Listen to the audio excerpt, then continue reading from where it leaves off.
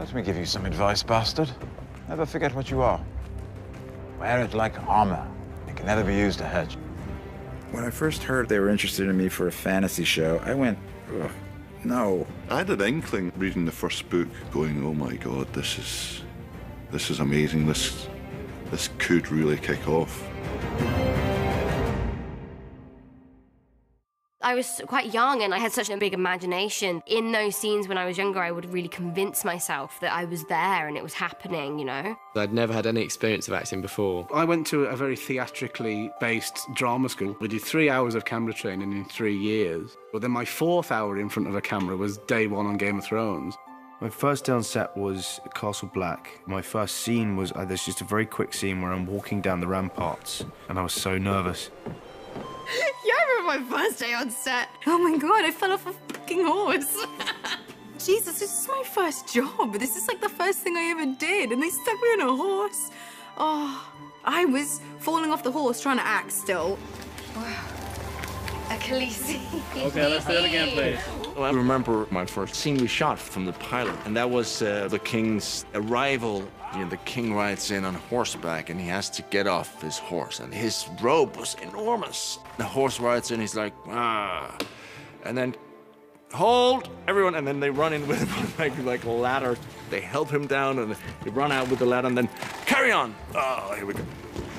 I vaguely remember it. It was like Sean Bean and Mark Addy and Lena, and I remember being so overwhelmed and terrified. I remember everybody clearly. I remember baby Sophie and baby Maisie and baby Isaac. And now they're, you know, out there, full grown. The most shocking scene that I didn't see coming. Stop him! Stop!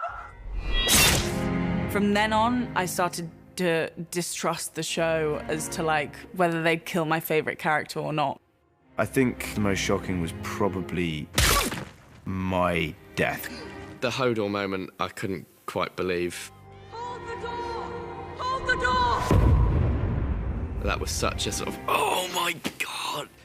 I watched The Red Wedding, and I didn't really read into it in the script of what happened. I think I just did my bit and went la la la, and then when it came out, I remember I watched it in the morning. I'm a big guy, big tough guy, but guess what? I burst into tears. That was an absolute shocker. I remember just watching going, no, no, no, no, no, no, no, no, what? It was brilliant. Do I have to call you Lady Stark now? Yes. My favorite day on set would be the day that I was reunited with Maisie. That day on set, I've never laughed so much in my life. It was so much fun. It was the day with the wheelchair. I've still got that video, jeez. Me and Sophie just messing around on Bran's wheelchair. I think the most fun scene we shot was season 7. We shot this big sequence, the loot train attack, and we shot that in Spain. It was such a beautiful location, and there was something about being outside every day and being on horseback. I love riding. Go back, Hades! Season 3, Getting the Unsullied, was the first time that I, Amelia, got to be, you know, like, bitch and badass. Dracarys. It was really cool. Favorite day on set was definitely a day in Asuna when we were doing the gladiatorial sequence. My little girl was there. You know, she watched her papa work.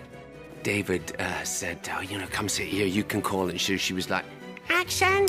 The fight between the Hound and Brienne fucking Tarth. We'd studied and trained for that a long time, and when it all came to fruition, that was just fantastic. Iceland, season 2, the first day we were there. That was my favourite day on Thrones. I'd never been to a more beautiful place in my life, and it was special for so many reasons. And it was the scene where I was not able to behead Ygritte. Strike hard and true, Jon Snow. My favourite actor to work with was Rose Leslie. There was something really special about working with Rose. You know, I really, really enjoy working with John Bradley. He saw this in a vision. I really enjoyed the scene with Mark Addy way back in season 1, just because it was so intense, and I was like pages and pages long, and it was really unexpected from those two characters. Sometimes I don't know what holds it together. Our marriage. There's an ease that I get with acting with Ian Glenn because he's been my pal the whole time. There's been my buddy. And the most beautiful thing about Amelia, she has no idea how good she is. She genuinely has no idea. And she still has no idea. She's always sort of vulnerable, which is part of a great gift. I think in terms of my favourite scene partner, it'd have to be Kit. Kit was the first person I ever had an acting relationship with because it was my first job. I think that the friendships that you form when you are a bit scared and a bit uncertain and treading unfamiliar ground, they're the ones that tend to stick because you cling on to each other for support. Sansa, come here, little dove. I always loved working with Lena. What are you doing? Praying. You're perfect, aren't you? Praying. Just watching her and learning from her was the best drama lesson I could have ever hoped for. You disobeyed my king, your father, and now I'm paying the price. I don't care, you're my friend. Shireen Baratheon. I had a couple of scenes with Shireen that I loved doing. To have her level of humanity and decency and cleverness and brightness. He just treats her as an equal, and I really like that aspect of the relationship that they had. I really miss Charles Dance, who played my father, Tywin Lannister. We had such a great chemistry and a great friendship. Tyrion. Despite our on-screen relationship. I'm very fortunate to work with the greatest cast. Everybody is so professional and so incredibly kind and generous to their fellow actors. Everyone involved is like a family, and it's a family that amazingly still laughs and gets on with each other 8, 9 years in. There's been no assholes, no people, divas, there's been nothing, not even a suggestion. When it's all said and done, I'll miss the dynamic of the show, because there's nothing like this show. I mean, Game of Thrones means my 20s. I started this job when I was 22, and I am not 22 anymore. Game of Thrones is my entire career. I think I am going to have a hard time saying goodbye to Sam. It's going to be very hard to say goodbye to play Tyrion.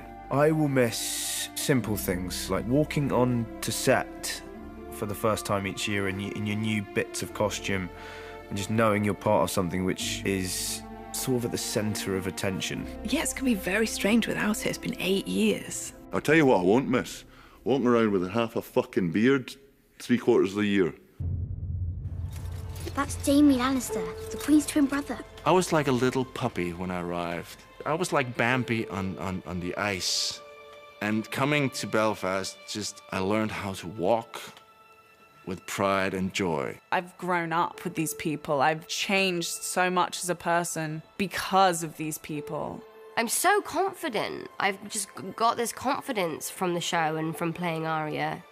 I really feel like I just want to inject that into each and every person that I know and love, but then also any girl that admires the work that I do. The journey that I've been on with Daenerys, it's sharpened me as an actor. It's shown me the range that I can do, and because of the heights that she goes to, it's forced me to find them within myself. Game of Thrones has been such an education for me in everything. Having to be around adults from the age of 10 and work on a professional set, get up and learn your lines and really think about a character has also taught me a lot about myself. As an actor, you work and work and work and you audition and you don't get parts, and you do get parts, and sometimes they're great experiences and sometimes they're really shitty.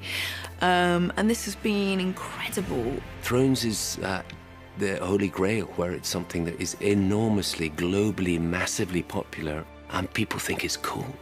You know, people are always trying to copy things or do variations of things. It's rare you get something which is a completely original fantasy. It's the most realistic show that I've ever done that also happens to have dragons and dead people walking around in it.